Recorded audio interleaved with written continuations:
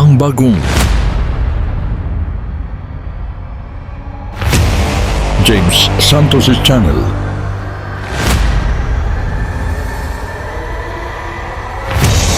Bagong tema, bagong boses, may komentaryo. Ang pangangaral ni Brother Eli Soriano.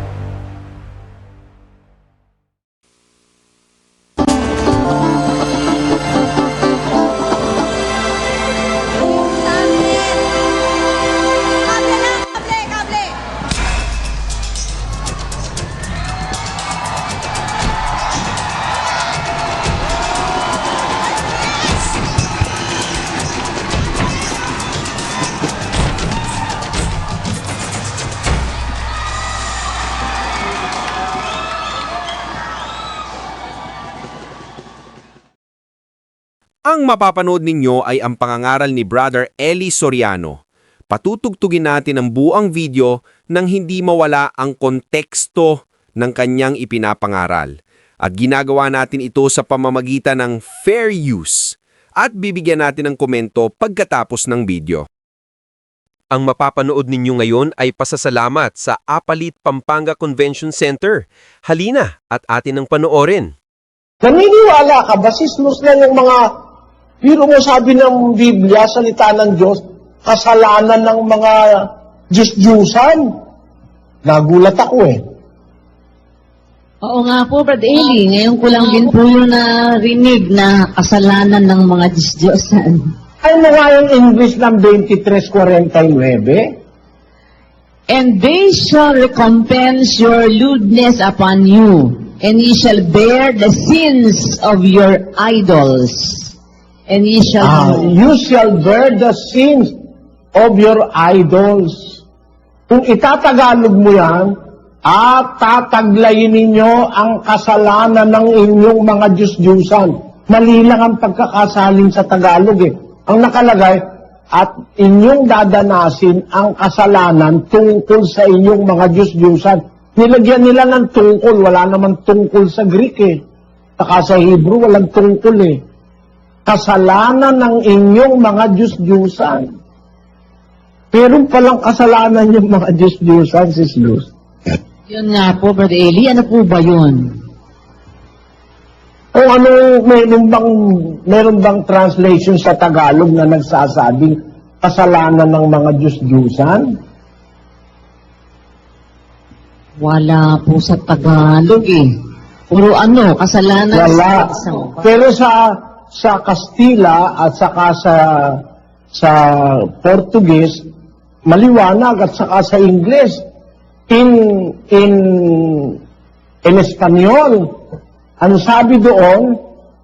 Sobre vosotras pondrán vuestra lujuria y llevaréis los pecados de vuestros ídolos y sabréis que yo soy el Señor Dios. Pecados de vuestros ídolos. Quiere saber que los ídolos tienen pecados. Correctamente traducido en español. En portugués it says, y a vos pagarão o vosso procedimento lascivo y levareis os pecados dos vossos ídolos y sabereis que eu sou o Senhor Deus. Talagang tama yung translation na yon. Kasi sa English ganon, sa Greek ganon, o sa Hebrew ganon din. You will bear the sins of your idols. Ye shall bear the sins of your idols. But how is that? Can idols made of wood, idols made of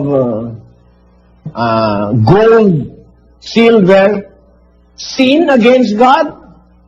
It is in the Bible. There is no question. It's part of the Word of God. The sins of your idols. Kaya lang, liliwanagin natin, ano ba yung mga idols sa Biblia? Natawag sa Tagalog, Diyos-Diyusan. Alam natin, ang akala natin, ang mga idols lang o ang mga Diyos-Diyusan, yung mga yung mga larawang inanyuan, kapatid na Luz. Mali tayo ron. Meron pang isang idolo Ano po yun? na siyang pinanggalingan ng lahat ng kasalanan. May isa pang Diyos-Diyusan. Yung Diyos ng sanlibutang ito, si Satanas. Opo. Nag-invento siya ng pagka-Diyos niya. Pagka-Diyos niya, ibang klase. Namemeke. Sabi niya, aakyat ako sa taas ng mga bituin ng Diyos. Sasampa ko ron sa langit. At ilalagay ko ang aking luklukan sa itaas ng mga bituin ng Diyos. Ako'y uupo sa bundok ng kapisanan, sa kaduluduluhang bahagi ng hilagaan. Ako'y sasampa sa itaas ng kaitaasan ng mga alapaap. Ako'y magiging gaya ng kataas-taasan. Ang kanyang inaambis yung pagka-Diyos, yung pagka-Diyos na gaya-gaya. Pagka-Diyos na imitasyon. I realize the way your eyes deceive me with tender looks. Naalala ko yung kapatid taga Pangasinan, paborito niya, kinakanta niya yun. With tender looks that I mistook for love. So take away the flowers that you gave me and send the kind that you reminds me of. Paper roses, paper roses. Oh, how real those roses seems to be. But they're only imitation, like your imitation love for me. Yung palang rosas, yung rose, may imitasyon pala nun. Alin yon, Sis Luz? Yung rose na plastic o yung rose na papel, paper rose. Actually, yung totoong rose, hindi mo mailalagay yung totoong rose sa papel, hindi mo magagaya sa papel. Hindi mo magagaya sa plastic. Pwedeng yung kulay, itsura magaya, dahon magaya, pero walang amoy. Meron doon sa rose na hindi mo mailalagay sa plastic o sa papel. Ganoon ang pagka-Diyos ng Diyos. Sabi ng Diyos, ang kaluwalhatian ko, ang aking glory, hindi ko ibibigay sa iba. Hindi ko ilalagay sa larawang inanyuan. Kaya nga, sabi ni Pablo, kung tayo'y lahi ng Diyos, basahin mo nga ulit, Sis Luz. 17:29 po, yamang tayo nga'y lahi ng Diyos, ay hindi marapat nating isipin na ang pagka-Diyos ay katulad ng ginto o ng pilak o ng bato na inukit ng kabihasnan at katalinuhan ng tao. Ayon, di natin dapat isipin na yung pagka-Diyos o yung Diyos katulad ng ginto, pilak o bato. Kasi hindi mo mailalagay ang kaluwalhatian ng Diyos sa pilak, ginto at bato, kahit sa brilyante. Kahit yung pinakamahal na bato, hindi mo mailalagay doon ang kaluwalhatian ng Diyos. Kung yun ang bulaklak, hindi mo mailagay sa papel na eksakto yung pampagka-Diyos ng Diyos na hindi malirip, mailagay mo sa ginto. Actually, kung titignan mo sa Greek yan, Sis Luz, hindi naman pagka-Diyos ang nakalagay dyan Ano po? Sa Greek, ang nakalagay dyan, Theos.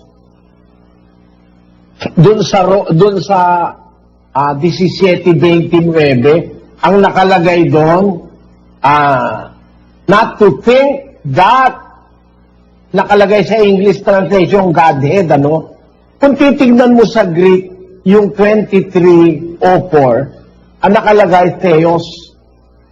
So, hindi dapat isalin na pagka-Diyos. Hindi natin dapat isiping ang Diyos ay gaya ng ginto, pilak, o tanso, o anuman. O, naintindihan mo ako, Sis Luz? Opo, Badeli, hindi pagka-Diyos ang dapat, kung hindi Diyos mismo. Hindi natin marapat isipin na ang Diyos ay katulad ng ginto o ng pilak o ng bato na inukit ng kabihasnan at kapilinuhan ng tao. Hindi yung pagka-Diyos. Mali ang salin sa Tagalog, mali rin ang salin sa English. Ano? Opo. Yung pagka-Diyos mali, dapat sinalin dyan. Hindi natin dapat isipin na ang Diyos gaya ng ginto, pilak, o bato. Hindi mailalagay dun ang pagka-Diyos ng Diyos eh. Yung pagka-Diyos ni Satanas, mailalagay dun. Yung inimbento niyang pagka-Diyos, wala naman delikadesa yung inimbento niyang pagka-Diyos. Pwedeng ilagay sa pilak, ginto, bato. Kahit nga sa plastic, pwede eh. Very cheap kasi yun eh. Yung pagka-Diyos na inimbento ni Satanas, makaalam ka lang ng mabutit masama, Diyos ka na sa kanya eh. No? Opo. Pero yung tunay na pagka-Diyos, o yung tunay na Diyos, di mo mailalagay sa pilak at ginto. Ngayon, kapatid na Luz, sa ating tanong, ano ba yung kasalanan ng Mga Diyos-Diyosan. Ano ang ng Diyos-Diyusan? Ano ba yung kasalanan ng Diyos-Diyusan? Ha? Opo. Pwede ba magkasala yung Diyos-Diyusan?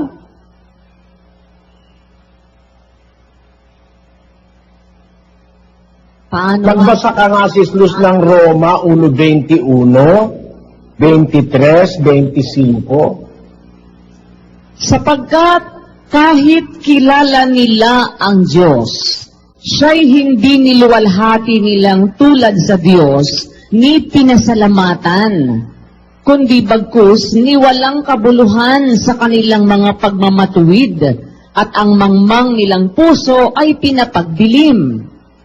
At pinalitan nila ang kaluwalhatian ng Diyos na hindi nasisira ng isang katulad ng larawan ng tao na nasisira at ng mga ibon at ng mga hayop na may 4 na paa at ng mga nagsisigapang, sapagkat pinalitan nila ang katotohanan ng Diyos ng kasinungalingan at sila'y nagsisamba at nangaglingkod sa nilalang kaysa lumalang na siyang pinupuri magpakailanman siya nawa. Ano yung Diyos-Diyusan na maaaring magkasala, Sis Luz?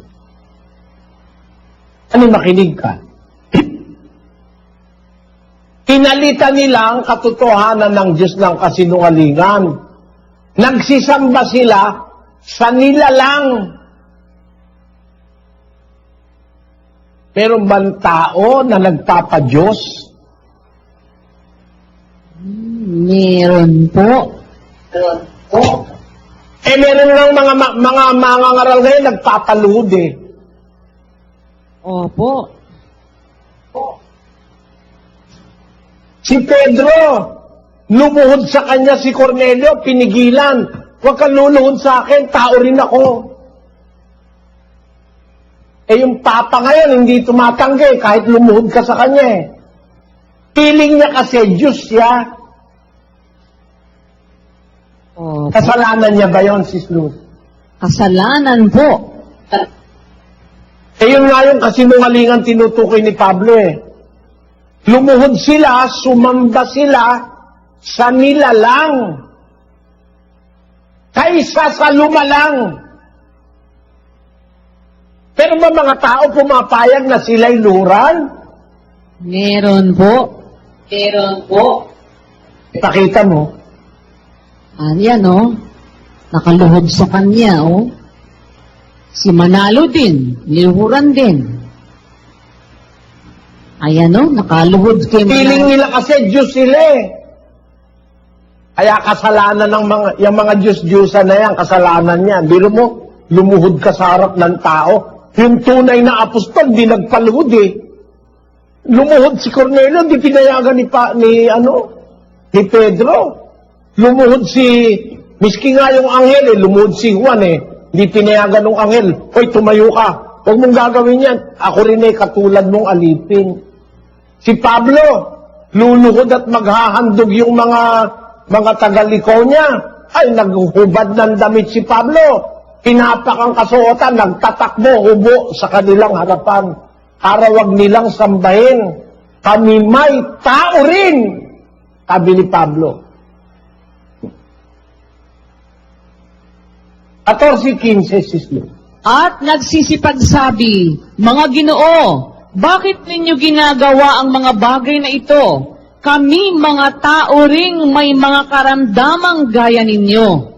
At nangagdadala... tao rin kami. Ba't kayo luluhod sa amin? Tao rin kami. Ba't kayo mag-aalay sa amin? Ba't nyo kami gagawing parang mga Diyos? Tao rin kami. May karamdaman din kami gaya nyo. Mga kapatid, mga Ginoo, ba't nyo ginagawa ito? Tao rin kami. Para ipakita niyang tao siya, hinapak niya yung kanyang damit dun sa 14. Diba? Datapwat nang marinig ito ng mga apostol na si Bernabe at si Pablo, ay hinapak nila ang kanilang mga damit at nagsipanakbo sa gitna ng karamihan na nagsisigaw at nagsisipagsabi, mga Ginoo, bakit ninyo ginagawa ang mga bagay na ito? Kami mga tao ring may mga karamdamang gaya ninyo. At Pakita mo, tao rin kami. At yung ginagawa yan, hinapak niya yung damit niya, pinakita niya yung katawan niya. Siguro pati nga yung ni Pablo, bayag niya, pinakita niya Para maniwala silang, tao rin kami, ba't yung ginagawa yan? Nagtatakbo sila sa gitna ng karamihan, tao rin kami. Huwag nyo kaming luhuran, huwag nyo kaming sambahin. Aba, may mga mangangaral ngayon, pumapayag na ang mga tao, luhuran sila. Yun yung kasinungalingan na sinasabi ni Pablo, na pinalitan nila ang katotohanan ng Diyos ng kasinungalingan. Nagsisamba sila, naglingkod sila sa nila lang. Agaya ni Buddha. Tao rin yun niluluhuran kagaya ni Manalo, tao rin yun niluluhuran Kagaya ni Papa Picolino, tao rin yun niluluhuran kung yung mga yan matitino ang isip, hindi papayag yan na luhuran sila para umarte silang parang mga Diyos. Pero katumparan ng hulayan sa Biblia, basahin natin ang 2 Tesalonica Kapitulo 2. huwag kayong padaya, Versikulo 4 na para mabilis. na sumasalangsang at nagmamataas laban sa lahat na tinatawag na Diyos o sinasamba. Ano pat siya'y nauupo sa templo ng Diyos, na siya'y nagtatanyag sa kanyang sarili na tulad sa Diyos. Yung Antikristo, ganyan trabaho. Uupo sa templo, tatanyagan sarili tulad sa Diyos. Hindi parang, yung mga tao ngayon, itong nagpapakilalang sila parang mga Diyos, luluhod naman ng tao, maniniwala. Kaya nga, yung mga tao naniwala sa kanila, dadalhin nila ang kasalanan ng kanilang Diyos-Diyusan. Kaya yung Papa sa Roma, Diyos-Diyusan yan Si Buddha, Diyos-Diyusan yan Si Manalo, Diyos-Diyusan yan pumapayag kasing luhuran sila, parang Diyos Diyos lang ang dapat luhuran Miski naman sa Katoliko, basahin nyo lang ang pasyon. Huwag kayo magagalit, mga kababayang Katoliko. Ang sabi sa pasyon, kakanta ko sandali, makinig kayo. Sukat mong maalaman sa sulat na papalaman. Sa Biblia, ang poong Diyos nga lamang siyang dapat na luhuran at sambahin gabit araw. Sino lang ang luluhuran? Sabi ng pasyon. Ang poong Kinakanta yan pag mahal na araw, malapit na naman. Magkakantahan na naman ng mga baryo. Sukat mong maalaman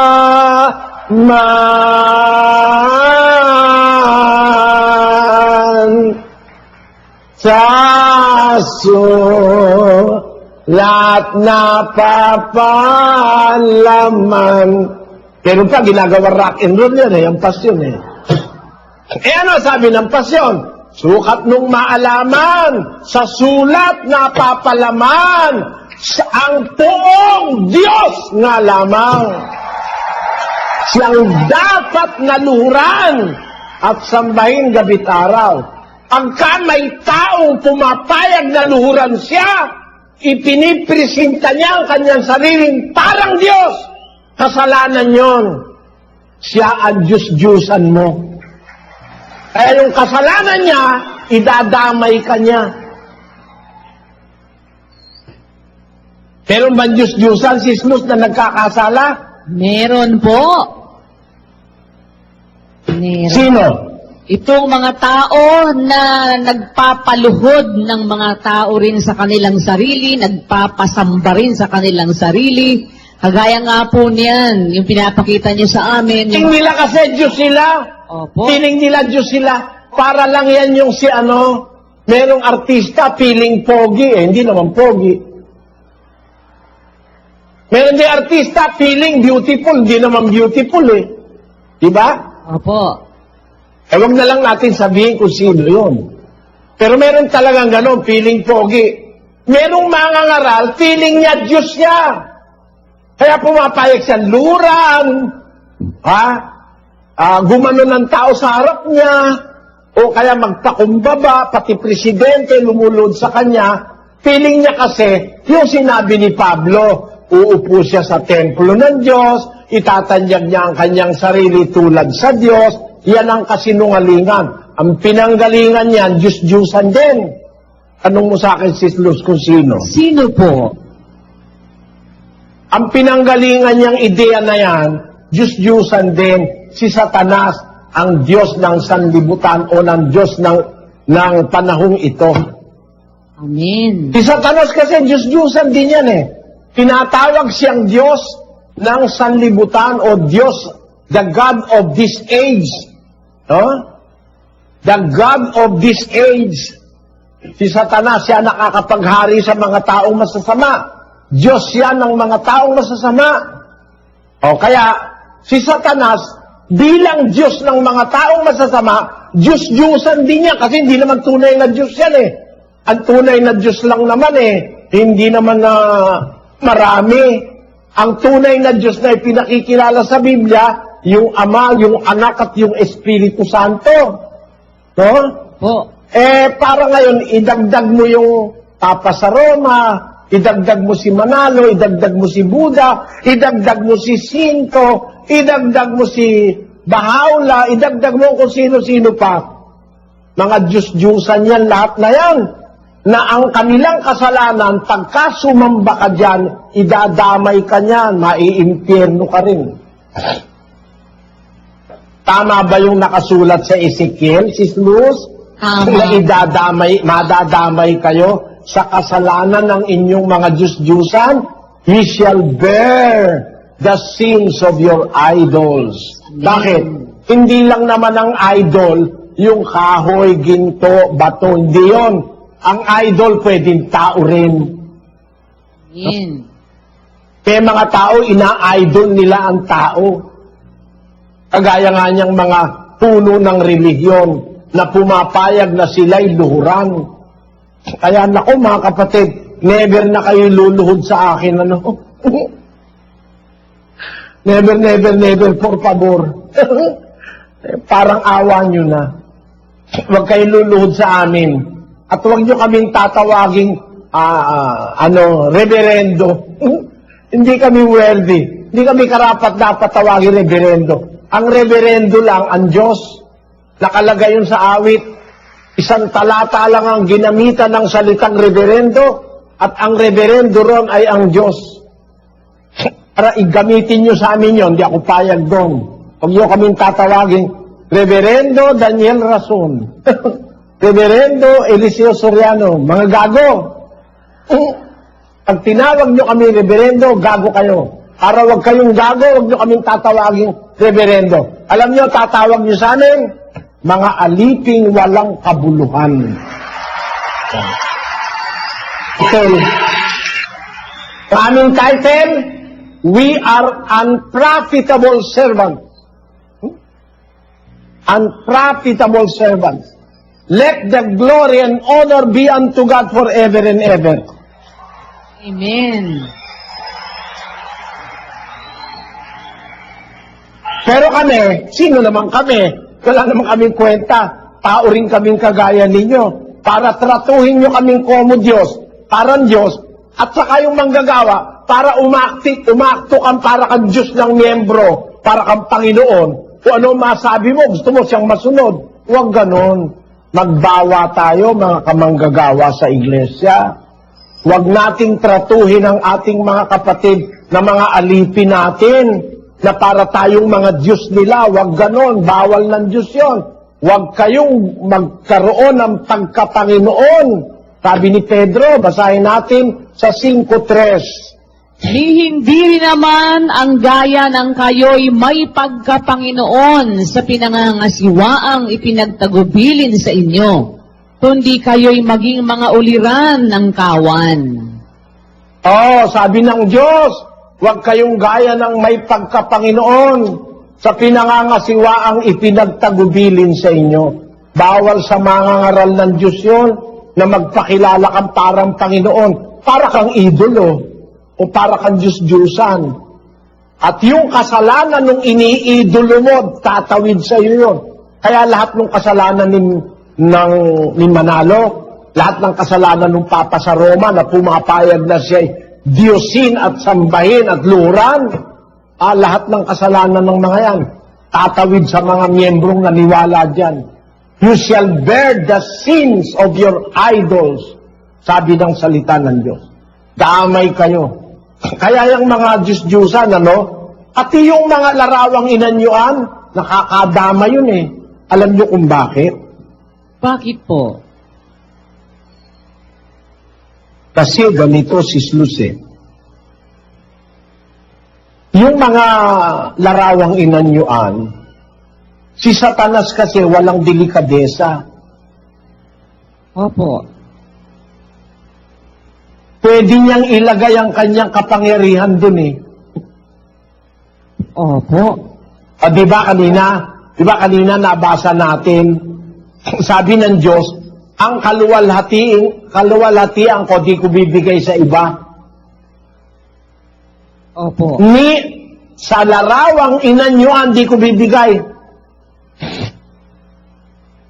Si Satanas, yung larawan ng hayop, lalagyan niya ng kanyang kapangyarihan para makapangusap yung larawan ng hayop, para madaya niya ang mga tao sa mundo. Alam niyo mga kapatid, kaya ako ito sinasabi, para sa inyo ito, hindi para sa akin. Ako kasi, tanggap ko ng buo yung salita ng Diyos, nakahanda na akong makita ko yung hayop. Yung hayop na yon. Nakahanda na ako. Magpapaulan pa ng apoy sa langit yan eh. Maniniwala ngayon ng maraming tao. Sasamba sila sa larawan ng hayop. Biro mo yung larawan ng hayop, binigyan ni Satanas ng kapangyarihan para mangusap. Basahin natin. 15. At siya'y pinagkaloobang makapagbigay ng hininga sa larawan ng hayop, upang ang larawan ng hayop ay makapangusap at maipapatay naman ang lahat ng hindi sumasamba sa larawan ng hayop. Kita nyo, mga kapatid, delikado. Pag dumating na yung tiempo na yan, na meron ng larawan ng hayop na makakapagsalita, halimbawa, larawan ni John Paul II, magsasalita na, tapos magpapaulan pa ng apoy sa langit, baka kayo maniwala na, mga kapatid. Nako, kahit magpaulan pa siya at magpabagyo, magpaulan pa siya ng pera, huwag kayo maniwala. Kasi pinagpaunan na ng salita ng Diyos yun eh. Na yung larawan ng hayop, yung hayop yun yung bulaang propeta eh. Yung hayop yun yung Antikristo. Kaya sabi sa Apokalipsis, bibigyan niya ni Satanas ng kapangyarihan, yung larawan. Kapag nakakita ka ng larawang nagsasalita, makumbinsi ka na yun na nga Kristo o yun ay Diyos. Naku po, huwag kayo maniniwala mga kapatid. Dadating yan. Baka kayo'y abutan nyo pa yan. Kung sakaling wala na ako, huwag kayo maniniwala. Lalo na pag nagpaulan na, baka maniwala. Maraming madadaya, sabi. 13:13. At siya'y gumawa-gawa ng mga dakilang tanda na anupat nakapagpapababa ng kahit apoy mula sa langit hanggang sa lupa sa paningin ng mga tao. At nadadaya niya ang mga nananahan sa lupa dahil sa mga tanda na sa kanya'y ipinagkaloob na magawa sa paningin ng hayop, na sinasabi sa mga nananahan sa lupa na dapat silang gumawa ng isang larawan ng hayop na mayroon ng sugat ng tabak at nabuhay. At siya'y pinagkaloobang makapagbigay ng hininga sa larawan ng hayop upang ang larawan ng hayop ay makapangusap at maipapatay naman ang lahat ng hindi sumasamba sa larawan ng hayop. At ang lahat, maliliit at malalaki, at mayayaman at mga dukha, at ang mga laya, at ang mga alipin, ay pinabigyan ng isang tanda sa kanilang kanang kamay o sa noo. At nang huwag... Maraming mapapaniwala yan. Malalaki, maliliit, mayayaman, mga dukha, mga laya, mga alipin. Na paniwala, pinagbibigyan ng tanda sa kanang kamay at sa noo. Mga kapatid, sinasabi ko ito sa inyo, tandaan ninyo. Pag dumating na yung larawan ng hayop na yun, nagsasalita, larawan. Larawan, makapangyarihang nagpapaulan mula sa langit ng apoy. Baka madaya pa kayo, hindi nyo na ako masisisi nun. Pagka nadaya pa kayo, mga gago na lang kayo. Dadating yan. Iyang tiempo na yan. Na si Satanas, ibibigay niya yung kanyang trono, yung kanyang kapangyarihan, at yung kanyang kaluwalhatian, yung kapamahalaan niya, ibibigay niya sa hayop, 13:2. At ang hayop na aking nakita ay katulad ng isang leopardo, at ang kanyang mga paa ay gaya ng sa oso, at ang kanyang bibig ay gaya ng bibig ng leon. At ibinigay sa kanya ng dragon ang kanyang kapangyarihan, at ang kanyang luklukan at dakilang kapamahalaan. At nakita ko ang isa sa kanyang mga ulo. Ibinigay sa kanya ng dragon. Alin ang binigay ng dragon? Alam niyo naman yung dragon ang matandang dragon, ang matandang ahas, ang malaking dragon, si Satanas, ang Diablo.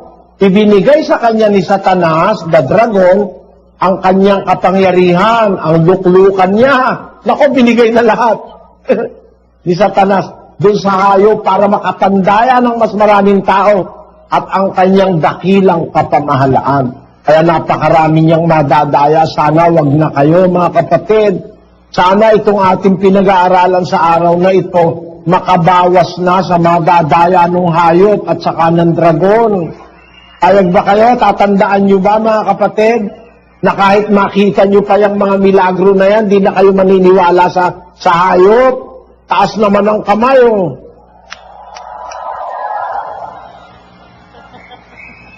nangangako kami, Panginoong Jesus, makita man namin itong mga makapangyarihang mga milagrong ito. Sa'yo lang kami maniniwala.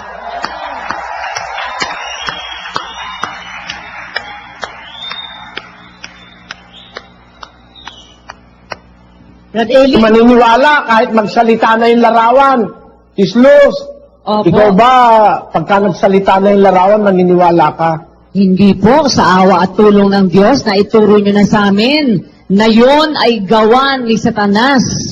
Kaya nagsasalita yung hayop ngayon, yung larawan niya. But Eli, maitanong ko lang, ito po mangyayari before the 1,000 years, Brad Eli? Before the end of the 1,000 years. Before the end. Sa loob na po ng 1,000 taon ito masasaksihan.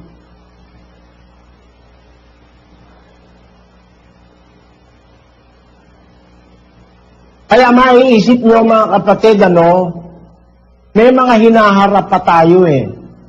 Dapat sa atin well-informed, may hinaharap pa tayo. Huwag tayong padaya. Yun ang sabi ni Kristo, huwag kayong mailigaw ni numan. Huwag kayong papaligaw. May nagsabi, andun ang Kristo, nasa Amerika. Andun ang Kristo, nasa Brazil. Andun ang Kristo, nasa Pilipinas. Huwag kayong maniniwala. Sapagkat ang pagbalik ni Kristo, makikita mula sa silanganan hanggang sa kaluluran. Hindi yung sikreto pabalik na mamaya makikita mo na lang nasa kwarto o nasa bukid. Huwag kayong maniniwala. Basahin natin. Narito, ipinagpaon ako ng sinabi sa inyo. Kaya nga, kung sa inyo'y kanilang sasabihin, narito, siya'y nasa ilang, huwag kayong magsilabas. Narito, siya'y nasa mga silid, huwag ninyong paniwalaan. Sapagkat gaya ng kidlat na kumikidlat sa silanganan at nakikita hanggang sa kaluluran, gayon din naman ang pagparito ng anak ng tao. Ang paparito na talaga si Kristo, hindi siya nakatago na parang bigla na lang lilitaw sa bukid o andun sa kwarto, hindi ganon. Huwag kayong padaya mga kapatid. Maraming lilitaw na bula ang Kristo. Baka madaya kayo kasi gagawa ng mga milagro. Naku merong mga tao mapaniwalain sa milagro wag na kayo sanang madaya. Alam nyo, ang may kagagawan lahat niyan, yung Diyos ng mga Diyos-Diyusan. Opo, si Satanas. Si Satanas yun, Radani. Diyos-Diyusan din kasi siya. Hindi siya tunay na Diyos, pero nagpapakilala siyang parang Diyos. Gusto niya yun, ambisyon niya yun. Magiging gaya ako ng kataas-taasan. Kaya, tandaan niyo mga kapatid, si Satanas ay Diyos-Diyusan, hindi tunay na Diyos. Nagkakasala ba o hindi? Kakasala. Basahin mo yung 8 ng buwan. Ilang ating Panginoong Kristo. Kayo'y sa inyong amang dyablo. Hindi yan sa kayo. Hindi kayo yan, hindi yan. Kapag si Satan, ang dyablo ay mula ng pasimula ay nagkakasala. Sabi ni Kristo. Unang Juan po, 3:8, ang gumagawa ng kasalanan ay sa dyablo, sapagkat buhat pa ng pasimula ay nagkakasala ang dyablo. Sa bagay Kaya, ang dyablo bilang Diyos-Diyusan nagkakasala. Pagka sumasamba ka sa Diyos-Diyusan, yung kasalanan ng Diyos-Diyusan mapapapunta sa'yo. Kaya lahat ng kasalanan ni Satanas, madadamay ka ron. Magre-rebelde ka sa Diyos, hindi ka na maniniwala sa Diyos, makikipagtay ka na sa Diyos. Lahat ng kasalanan ni Satanas, madadamay ka. Siya ang Diyos-Diyusang nagkakasala at yung mga taong nagpapanggap na mga Diyos. Yan. Nagkakasala yan. Madadama yung mga sumasamba dyan at naniniwala. Tandaan nyo mga kapatid, si Satanas ay Diyos-Diyusan sa sintidong hindi siya tunay na Diyos. Nagkakasala siya. At yung mga taong napaniwala ni Satanas na kumbinsi niya, binigyan niya ng feeling na sila man ay Diyos din. Nagmamataas na sila, parang sila ay Diyos na rin. Umuupo sa templo ng Diyos, nagpapakilalang parang Diyos. Pinaluluhod ang tao sa kanila. Ayan, nagkakasala rin yan. pag naniwala ka dyan sa mga yan, ng mga Diyos-Diyusan, lahat ng kasalanan nila, damay ka na. Alam mo, Sis Luz, bukod dyan, meron pa palang ibang Diyos-Diyusan. Sino pa po? 22 ng unang Tesalonika. Layuan ninyo ang bawat anyo ng masama. Aba, meron pala rin anyo at larawan ng masama. Opo. Ang masama dyan, devil. Si Satanas yan eh. Lagay mo sa English. Abstain from all appearance of evil. Ang evil may appearance o anyo. Sa Greek, yung salitang appearance, ang pagkakalagay sa Greek. Ilagay mo sa screen. Eidos. From Greek 1492, a view that is form, literally or figuratively, appearance, fashion, shape, sight. Yan. Anyo, larawan. Anyo, larawan, fashion, shape, and sight. Yun ang kahulugan ng salitang eidos sa Greek. Layuan ika ninyo ang bawat anyo ni sama, anyo ni Satanas. Maraming anyo si Satanas, Sis Luz. Pwedeng mag-anyong dragon, pwedeng mag-anyong ahas, pwedeng mag-anyong maganda, Sis Luz. Opo. Nag-aanyo siyang anghel ng kaliwanagan. Pero masama, ito pa ang kanyang ibang anyo, nalalayuan natin. Kasi pag ginawa mo yan, sumasamba ka kay Satanas, sumasamba ka sa Diyos-Diyusan. Alin yan? 5:5 ng Epeso. Sis Luz, basa. Sapagkat talastas ninyong lubos, na sino mang mapakiapid o mahalay o masakim na isang mapagsamba sa mga Diyos-Diyosan ay walang anumang mamanahin sa kaharian ni Kristo at ng Diyos. Pagsamba pala sa Diyos-Diyusan yun, pagka ikaw ay mapakiapid, yung mahalay ka, masakim ka, isa ka palang mapagsamba sa Diyos-Diyusan. Liwanagin natin yan sa Kolosas 3:5. Patayin nga ninyo ang inyong mga sangkap ng katawang na nga sa ibabaw ng lupa. Pakikiapid, karumihan, masamang pita, masasamang nasa at kasakiman na iyay pagsamba sa mga Diyos-Diyosan. Yung palang kasakiman, masamang nasa, pakikiapid, karumihan, masamang pita, iyay pagsamba sa mga Diyos-Diyusan. Bakit?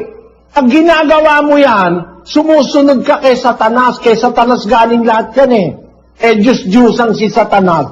Kaya, pag ginagawa mo yan, pakikiapid, kasamaan, kasakiman, sinasamba mo si Satanas, sumasamba ka sa Diyos-Diyusan. Kuha mo, Sis Luz? Amen. Opo, ganun po pala mangyayari. At lalabas, alipin ka ni Satanas pagka nandyan sa iyo ang mga kasalanan. Kasi yung sinasabi sa Biblia, alipin ng kasalanan. Aba, pag alipin ka ng kasalanan, ano ka, servant ka ng kasalanan. Diba? Opo.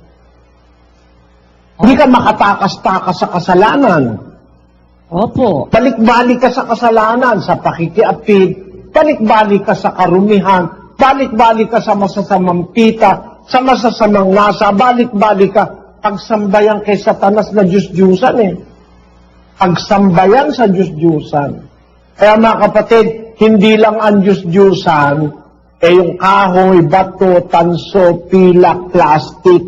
Hindi lang yon. Hindi lang ang Diyos-Diyusan ay yung mga ribulto. Tao, Diyos-Diyusan din. Si Satanas, Diyos-Diyusan din. Yung mga taong nag-aanyong parang Diyos, nagpapasamba sa ibang tao, nagpapaluhod. Mga Diyos-Diyusan din yan, gawa ng mga tao. Ginawa nilang Diyos-Diyusan yung kanilang papa sa Roma. Niluluhuran nila. tapos nananalangin sila, no? Sa kanila. Sabi nung Katoliko, hindi naman ikaw kami nananalangin. Anong hindi? Hindi ba? Diyos ka na, ha? Nagpapadyos ka na sa iba, nagpapaluhod ka na, Diyos-Diyosa na ang labas mo. Kaya nagkakasala ka na, nagkakasala pa yung Diyos sa'yo. Ang sabi ng Apostol Pablo, pagka ikaw ay sumusunod kay Satanas sa pakikiapid, masamang pita, masamang nasa, kasakiman, yay pagsamba sa mga Diyos-Diyusan. Bakit? Pag sunod mo kay Satanas, Diyos-Diyusan siya, sumasamba ka sa Diyos-Diyusan. Paano ka nakakasamba sa Diyos-Diyusan? Sinusunod mo yung sinasabi ni Satanas, nakikiapid ka, magawa ka ng karamihan, meron ka masamang pita, masamang nasa, ang lagi mong iniisip, puro masama. Na sumasamba ka niyan sa Diyos-Diyusan. Ang dapat nating maintindihan.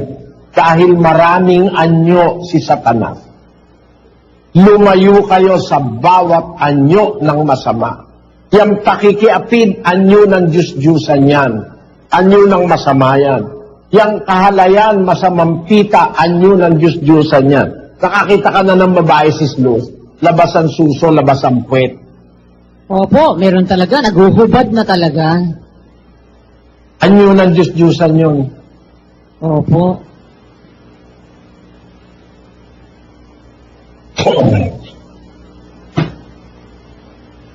Marami kasing anyo ng masama eh. Pag nakakita ka nung ganung mga babae, anyo ng masama ang dala-dala nun. Mananamba sa Diyos-Diyusan yon.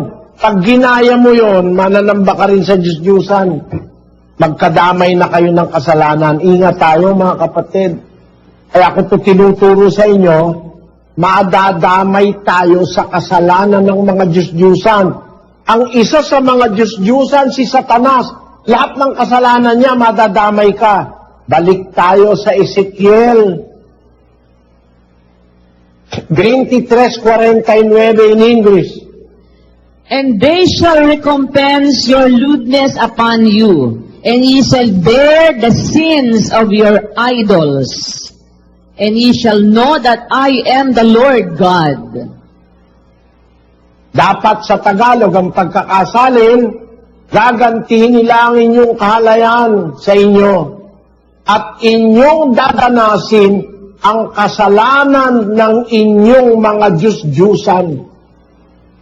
Yun ang dapat na tamang translation.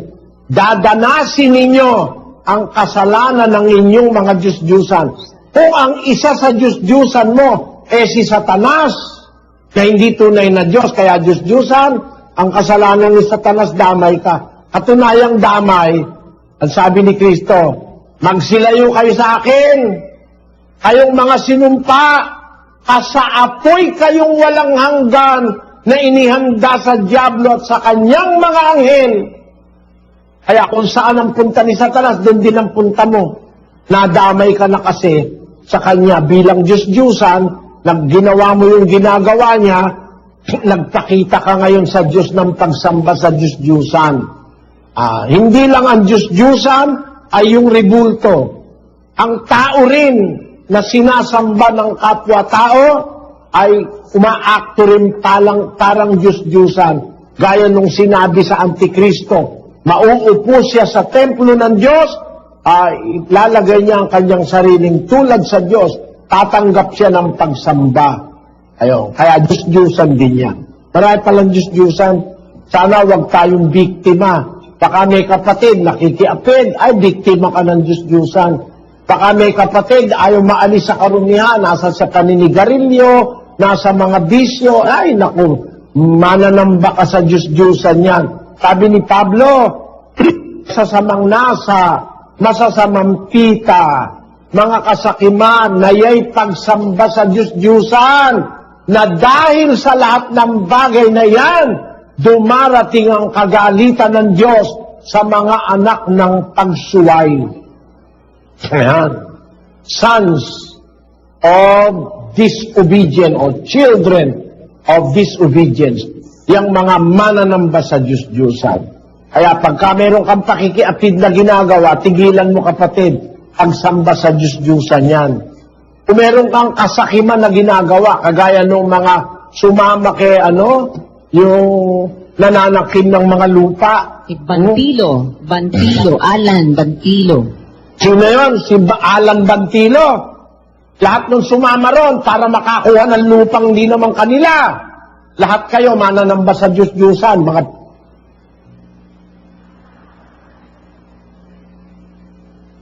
kasi pinabayaan mo, Brad, daling makipag-usap sa mga miyembro sa Bicol yan. Nabawasan tuloy yung mananamba sa Diyos sa Bicol. Naging mananamba sa Diyos-Diyusan. Kasi, yung kasakiman, pagsamba sa Diyos-Diyusan yon. Huwag kayo mag-practice ng kasakiman, mga kapatid. Huwag tayong magnasa ng hindi atin. Magkasya tayo sa ating tinatangkilik. Huwag kang maghangad ng di sa'yo. Para ang kinin mo yung SM, yung lupa no na iyo, sumasamba ka niyan sa Diyos-Diyusan. Bakit? Hindi mo naman makukuha na yun sa SM. Paano mo makukuha yun? Ang inaabangan ng mga lupang walang titulo, aangkinin nila. Kasi paniwala nila, kanila ang Pilipinas. Yung pala, nakapanood ako ng isang video, inaangkin naman Italiano. Dalawa na kayong may-ari ng Pilipinas, pabayaan nyo muna silang magbabag, baka sumasali kayo sa babag, mga kapatid. Pagsamba sa Diyos-Diyusan yan, magangad ka ng lupa, hindi iyo. Nadama yung ibang mga taga-Commonwealth, nadamay pa yung ibang taga-Naga City ba yun o sa Albay, Nagani? Albay po, kapatid na Eddie, Albay. Wala naman, mga taga-Albay, nadamay pa. Sana wag kayong lahat nadamay, nag-aalburoto ang mayon. Tiki kayo. Huwag tayong magsamba sa Diyos-Diyusan, mga kasakiman, pagsamba sa Diyos-Diyusan. Yung di atin, huwag nating hahangarin. Sana nakapag-iwan ng paksang ito ng isang mabuting budhi sa inyo, mga kapatid, at sa ating lahat. Sana samahan tayo ng Panginoon Diyos sa ating mga paggawa. Magandang araw sa inyo, ay nagtatapos, manikluhod tayo, mga kapatid. Bibigyan natin ng komento ang napanood nating video. Ito ay malayang komento lamang at hindi upang magmarunong. Ang bibigyan natin ng komento ay ang sinasabing kasalanan ng mga Diyos-Diyosan na nasusulat sa Ezekiel Kapitulo 23, versikulo 49 sa Bibliang Tagalog na, "At gagantihin nila ang inyong kahalayan sa inyo at inyong dadanasin ang mga kasalanan tungkol sa inyong mga Diyos-Diyosan at inyong malalaman na ako ang Panginoong Diyos." Ang sabi rito ni Brad Eli ay mali ang pagkakasalin dahil ang sabi sa King James Version ay, "And they shall recompense your lewdness upon you, and ye shall bear the sins of your idols, and ye shall know that I am the Lord God." Ang sabi, the sins of your idols, o ang mga kasalanan ng inyong mga Diyos-Diyosan. Sa akin ay wala namang pagkakamali sa salin ng Bibliang Tagalog. Hindi rin kasi naunawaan ang sinasabi sa King James Version. Una, unawain muna natin ang salitang idol. Yan ay naisasalin sa salitang Diyos-Diyosan sa Tagalog. At sa salitang idol o Diyos-Diyosan ay napapaloob rin dyan ang salitang pagsamba. Kaya kapag sinasabi mo ang Diyos-Diyosan o idol, nandoon ang pagsamba. At yung salitang ginamit na sins na may strong number na H2399 na sa Hebrew ay kate, hindi naman kasalanan sa Diyos ang ibig sabihin, kundi a crime or its penalty, fault, ex grievously, offense, punishment of sin.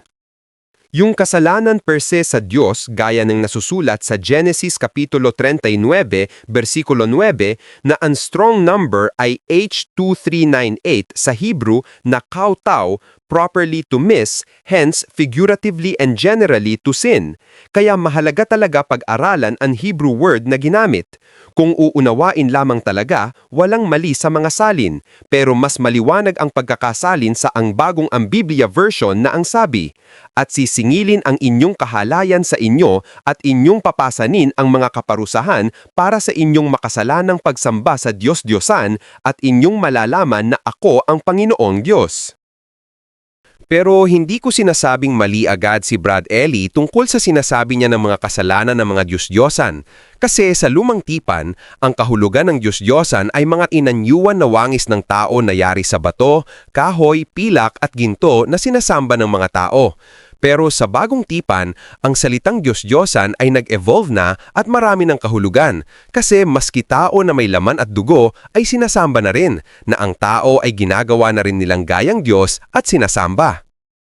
At bibigyan rin natin ng komento ang tanong ni Sister Luz kay Brad Ellie. Panoorin natin. Brad Ellie, Maniniwala kahit magsalita na yung larawan. Islus, Opo. ikaw ba, pagka nagsalita na yung larawan, maniniwala ka? hindi po sa awa at tulong ng Diyos na ituro nyo na sa amin na yon ay gawan ni Satanas. Kaya nagsasalita yung hayop na yon, yung larawan niya. But Eli, maitanong ko lang, ito po mangyayari before the 1,000 years. Brad Eli? Before the end of the 1,000 years. Before the end. Sa loob na po ng 1,000 taon ito masasaksihan.